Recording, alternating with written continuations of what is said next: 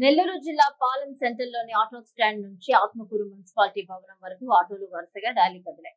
ఆత్మకూరు పట్టణంలోని CM Nara Chandrababu Naidu auto డ్రైవర్లకు ఏటా 15,000 ఆర్థిక సాయం అందించే ప్రతిష్టాత్మక పథకాన్ని లాంఛనంగా ప్రారంభించిన సందర్భంగా ఈ భారీ ర్యాలీని అట్టహాసంగా నిర్వహించారు. పట్టణం మొత్తం ఉత్సాహభరితంగా మారగా ఆటో డ్రైవర్లు ప్రభుత్వానికి కృతజ్ఞతలు తెలిపారు.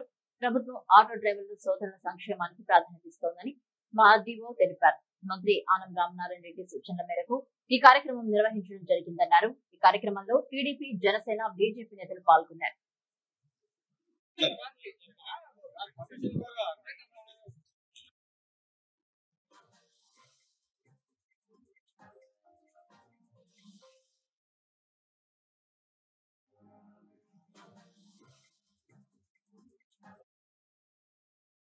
ముఖ్యమంత్రి వర్యులు ప్రవేశపెట్టిన ఆటో డ్రైవర్ల సేవలో విచ్చేసిన అధికారులకి, సిబ్బందులకి, ప్రజాప్రతినిధులకి, ఆటో డ్రైవర్లకి, వాళ్ళ కుటుంబ సభ్యులకి, ఇతర ప్రజానికానికి, మీడియా వారందరికీ నా నమస్కారాలు తెలియజేస్తున్నాను.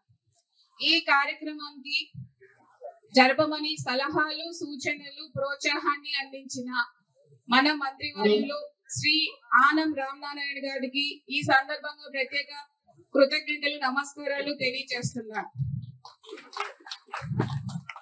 ఆటో డ్రైవర్ల సేవలో భాగంగా auto rickshaw, maxi cab, motor cab డ్రైవర్లకి ఏడాదికి 15,000 రూపాయలు ఆర్థిక సాయం చేయబోతున్నారు.